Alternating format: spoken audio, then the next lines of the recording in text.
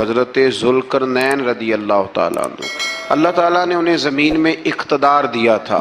4 لوگ دنیا میں ایسے ہو چکے ہیں جنہیں اللہ تبارک و تعالیٰ نے پوری دنیا میں اقتدار دیا، ایک وقت میں پوری دنیا کا ایک ہی بادشاہ۔ 2 مسلمان تھے، 2 کافر۔ مسلمانوں میں حضرت سلیمان علیہ السلام اور جناب ذوالقرنین علیہ السلام، اور کافروں میں بخت نصر اور نمرود۔ یہ 2 لوگ ہیں جنہیں اللہ نے پوری دنیا میں اقتدار دیا، اور پھر اس کے بعد آنے والے وقت میں اللہ تعالیٰ امام مہدی کو سارا اقتدار عطا فرمائے گا پوری دنیا کا۔ حضرت ذوالقرنین کے بارے میں 2 روایات ہیں، ایک تو یہ ہے کہ وہ نبی تھے اور ایک یہ ہے کہ نہیں وہ ولی تھے، لیکن مجھے حضرت مولا علی شیر خدا رضی اللہ تعالیٰ عنہ کا قول ملا ہے جس میں آپ نے فرمایا ہے کہ نہیں وہ نبی نہیں تھے، تو اس لیے میرا نظریہ یہی ہے کہ وہ اللہ کے ایک نیک بندے تھے۔ اللہ نے انہیں پوری زمین میں اقتدار دیا۔ وہ ایک مہم پہ نکلے، ان کا ارادہ بنا کہ میں ذرا دنیا کا چکر لگاؤں، تو انہوں نے سفر شروع کیا کہ میں دیکھوں ذرا سورج غروب کہاں ہوتا ہے۔ تو فرماتے میں پہنچا، بڑا گیا، لیکن میں اس مقام تک پہنچ گیا جہاں سورج غروب ہوتا ہے، تو پھر میں نے دیکھا کہ ایک سیاہ کنواں ہے جس کے اندر جا کے وہ چھپ گیا ہے، لیکن رب کریم کی اس حقیقت تک میں پہنچ سکا نہیں۔ پھر آپ فرماتے ہیں کہ میں آگے نکلا تو مجھے ایک قوم کے بارے میں بتلایا گیا جو بڑی خونخوار قوم تھی، بڑی خونخوار، اس کو یاجوج اور ماجوج کہا جاتا ہے۔ یہ قوم اتنی خونخوار تھی کہ یہ درندوں کو بھی کھا جایا کرتے، اتنے لمبے چوڑے ان کے قد تھے، اتنے زیادہ طاقتور تھے کہ سانپ اور بچھو بھی کھا جاتے تھے۔ یہ نکلا کرتے تھے سبزے کے دنوں میں تو ساری کھیتیاں اجاڑ جاتے تھے، ہر چیز تباہ کر جاتے تھے، حتیٰ کہ انسانوں تک کو کھا جاتے تھے۔ تو حضرت ذوالقرنین جب وہاں پہنچے، اللہ تبارک و تعالیٰ نے انہیں ان مظلوم لوگوں کا مددگار بنایا جن پر یاجوج اور ماجوج کی قوم ظلم کرتی تھی۔ انہوں نے آپ سے کہا کہ حضور مہربانی فرمائیں، اس قوم سے تو ہماری جان چھڑائیں۔ آپ نے فرمایا تم میری مدد کرو۔ انہوں نے کہا حضور کس طرح؟ فرمایا بس جسمانی طور پر میری مدد کرو۔ تو آپ نے پھر وہاں ایک دیوار بنائی، ایک دیوار، لوہا کاٹ کر، سیسا پگھلا کر، پتھر ڈال کر ایک بڑی موٹی تازی دیوار بنائی، اور اتنی اونچی بنائی، اور پھر اس کے چاروں جانب آگ جلائی تاکہ وہ لوہا اس طرح پگھل جائے کہ وہ دیواروں کے ساتھ چپک جائے، تاکہ کوئی آدمی پیر رکھنا چاہے تو پیر رکھ کے اس پہ چڑھ نہ سکے۔ آپ نے وہ دیوار بنائی۔ اب اس قوم کا حال یہ ہوا کہ وہ اس کے اندر قید ہیں، وہ صبح جب اٹھتے ہیں تو اس کو توڑنا شروع کرتے ہیں، توڑتے رہتے ہیں، تو جب شام ہوتی ہے تو ان میں سے ہر روز ایک شخص کہتا ہے اتنی رہنے دو، باقی کل کریں گے، لیکن جب وہ سویرے اٹھتے ہیں تو اللہ تعالیٰ اس دیوار کو پھر سے مضبوط فرما دیتا ہے۔ نبی کریم علیہ السلام نے فرمایا قرب قیامت میں ایک وقت آئے گا، قیامت کے قریب جا کے ایک ٹائم ایسا آئے گا کہ اس مخلوق میں سے ہی ایک شخص پکارے گا اور پکار کے کہے گا کہ اب سو جاؤ انشاءاللہ، اللہ ان کی زبان پہ جاری کہے گا اب سو جاؤ اور سویرے انشاءاللہ یہیں سے شروع کریں گے۔ تو فرمایا وہ چونکہ انشاءاللہ کہیں گے تو پھر اللہ تبارک و تعالی اگلے دن اس دیوار کو وہیں پہ رکھے گا جہاں رات کو انہوں نے اسے چھوڑا تھا۔ اگلے دن وہ توڑیں گے تو دیوار ساری ٹوٹ جائے گی، اور پھر اللہ تبارک و تعالیٰ کا فضل ہوگا تو مسلمان کی طرف وہ بڑھیں گے، وہ قتل و غارت کریں گے، پھر سے وہی درندگی کریں گے۔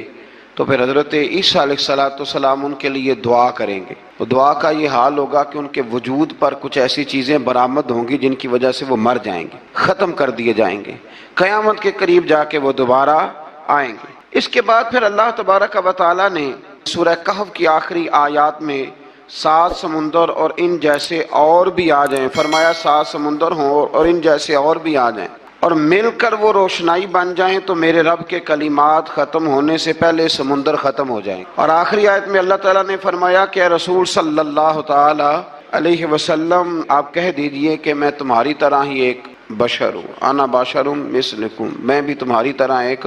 اب مثلکم کا بہت سارے لوگوں نے ترجمہ اپنی طرح کا کر لیا ہے، حالانکہ حضور صلی اللہ تعالی علیہ وسلم نے فرمایا کہ بشر ہونے میں میں تمہاری طرح ہوں، رسول ہونے میں تمہاری طرح نہیں، اللہ کا حبیب ہونے میں تمہاری طرح۔ اور وہ یہ جو میں کہہ رہا ہوں نا نہیں، تو یہ صحیح بخاری کے لفظ ہیں، حضور نے فرمایا ایکم مثلی، کون ہے تم میں جو میری طرح ہو، یہ صحیح بخاری کے لفظ ہیں۔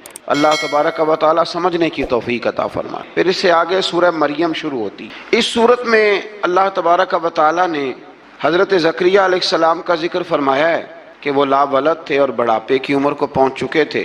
انہوں نے اللہ تعالیٰ سے اولاد کی دعا کی، جو ان کا اور آل یعقوب کا وارث ہو، تو اللہ تعالیٰ نے انہیں بیٹے کی بشارت عطا فرمائی جس کا نام انہوں نے یحییٰ رکھا، بلکہ یہ نام انہوں نے پہلے سے رکھ لیا تھا، یہ یحییٰ نام انہوں نے پہلے سے رکھ لیا تھا۔ مجھے اب لوگ کس سینس میں مسئلہ پوچھتے ہیں یہ نہیں مجھے بتا، لیکن مجھ سے ایک دوست نے کچھ دن پہلے پوچھا کہ پیدائش سے پہلے بچے کا نام رکھنا جائز ہے، تو میں نے انہیں کہا کہ ہاں آپ سورہ مریم پڑھیں گے تو آپ کو اندازہ ہوگا کہ حضرت زکریا نے بیٹے کا نام پہلے ہی رکھ دیا تھا، کیونکہ انہیں یقین کامل تھا کہ رب کریم مجھے بیٹا ہی عطا فرمائے۔ تو حضرت یحییٰ علیہ السلام کو اللہ تعالیٰ نے بچپن میں ہی نبوت عطا کی اور کتاب دی۔ ان کے اوصاف یہ بیان کیے کہ وہ پاکیزہ اور متقی تھے، ماں باپ کے ساتھ نیکی کرنے والے تھے اور سرکش نہیں تھے۔ ان پر سلام ہو جب وہ پیدا ہوئے، اور ان پر سلام ہو جب ان کی وفات ہوئی، اور قیامت کے دن جب انہیں اٹھایا جائے گا۔ اس سے معلوم ہوا کہ نبی کریم علیہ السلام پر یا کسی بھی نبی پر سلام بھیجنا اور اس دن پر سلام بھیجنا جس دن اللہ تعالیٰ نے انہیں پیدا فرمایا ہے، یہ قرآن مجید سے ثابت ہے۔ یعنی آپ یہ کہہ سکتے ہیں کہ جس سہانی گھڑی چمکا طیبہ کا چاند، اس دل افروز ساعت پہ لاکھ، تو یہ عین قرآن مجید ہے کہ جس دن وہ پیدا ہوئے اس دن ان پر سلام۔ اللہ تعالیٰ سمجھنے کی توفیق عطا فرمائے۔ پھر اس سے آگے چل کر حضرت مریم سلام اللہ علیہا کا ذکر ہے کہ ان کے پاس فرشتہ آیا۔ ہم تیسرے پارے میں بھی ان کا ذکر پڑھا ہے، پھر ایک اور جگہ پہ بھی اشارتاً کنایتاً ان کا تذکر آیا کہ ان کے پاس فرشتہ انسانی شکل میں آیا، اور فرشتے نے آ کے کہا کہ میں آپ کو بیٹے کی بشارت دینے آیا ہوں۔ کہنے لگی میرے پاس کیسے بیٹا آئے گا، مجھے تو کسی مرد نے چھوا ہی نہیں۔ تو فرمایا رب ایسے ہی کرتا ہے جب وہ کسی کام کا ارادہ فرما لیتا ہے۔ تو حضرت مریم کے ہاں اللہ تبارک و تعالیٰ نے حضرت عیسیٰ علیہ السلام کی ولادت فرمائی۔ حضرت عیسیٰ بغیر باپ کے پیدا ہوئے، اور حضرت آدم علیہ السلام غیر ماں باپ کے پیدا ہوئے، تو یہ اللہ کی قدرت کی نشانی ہے۔ اب حضرت عیسیٰ علیہ السلام کی جب ولادت ہوئی تو یہ آپ کا معجزہ اور حضرت مریم کی کرامت سامنے آئی کہ آپ ایک خشک کھجور کے نیچے بیٹھی تو اللہ تعالیٰ نے اسے سرسبز و شاداب کر دیا، اور آپ اس کو ہلاتی تھی تو وہ کھجوریں گرتی تھی۔ بڑی پریشان تھی آپ کے قوم کے سامنے کیا منہ لے کے جاؤں گی، لوگ کیا کہیں گے۔ لوگوں کے لیے الزام لگانا، پروپیگنڈا کرنا بڑا ہی آسان کام ہے۔ دو ہی تو کام دنیا میں آسان ہے، ایک بدگمانی کرنا اور ایک غیبت کرنا، اور اتنا مزیدار کام ہے کہ آپ ساری دیہڑی کرائیں، کوئی بندہ تھکنے کو تیار معاذ اللہ ثم معاذ اللہ سارا دن، اور اگر آپ کہیں کہ اللہ کا ذکر کرو، تسبیح لے لو، صرف 500 دفعہ درود شریف پڑھ لو، تو پھر کیا بنے گا؟ کام یاد آ جائے گا، بہت سارے لوگوں نکل لیں گے۔ کبھی کبھی کچھ چیزیں بڑی یاد رہ جاتی ہیں۔ ایک شاعر نے ایک شعر کہا تھا، میری تھوڑی سی شعری ذوق ہے تو مجھے دلچسپی ہے، رہ جاتی ہیں کچھ باتیں ذہن میں۔ ایک دفعہ ہمارے ایک دوست کے بارے میں کچھ پراپیگنڈا ہونے لگا تو میں نے انہیں ایک شعر لکھ کے بھیجا، مجھے یاد تھا، میں نے ایک شعر لکھا۔ کسی شاعر نے کہا تھا کہ مخلوق تو فنکار ہے اس درجہ کے پل بھر میں، سنگے در کعبہ سے بھی اصنام تراشے۔ کعبے کے اندر سے مٹی لے کے لوگ بت بنا لیتے ہیں اور اللہ کا شریک بناتے ہیں۔ تو کہنے لگا شاعر کہ مخلوق تو فنکار ہے اس درجہ کے پل بھر میں، سنگے در کعبہ سے بھی اصنام تراشے، تم کون ہو کیا چیز ہے داغے کبابی، لوگوں نے تو مریم پہ بھی الزام تراشے۔ لوگ تو منٹ لگاتے ہیں، وہ جو رہی مسجد میں، پلی مسجد میں، لوگوں نے الزام لگانے کا وقت آیا تو الزام لگا دیا، سید عائشہ صدیقہ پہ لگا دیا، صدیق کی بیٹی اور صدیقہ۔ آپ سوچ سکتے ہیں کہ لوگ کہاں تک جاتے ہیں اور باتیں کہاں تک پہنچتی ہیں۔ تو یہ میرے رب کریم کا فضل اور کرم ہے کہ جناب مریم کی برات کا اعلان بھی قرآن نے کیا، اور حضرت عائشہ صدیقہ کی برات کا اعلان بھی قرآن پاک نے فرمایا، یہ بھی قرآن مجید نے فرمایا ہے۔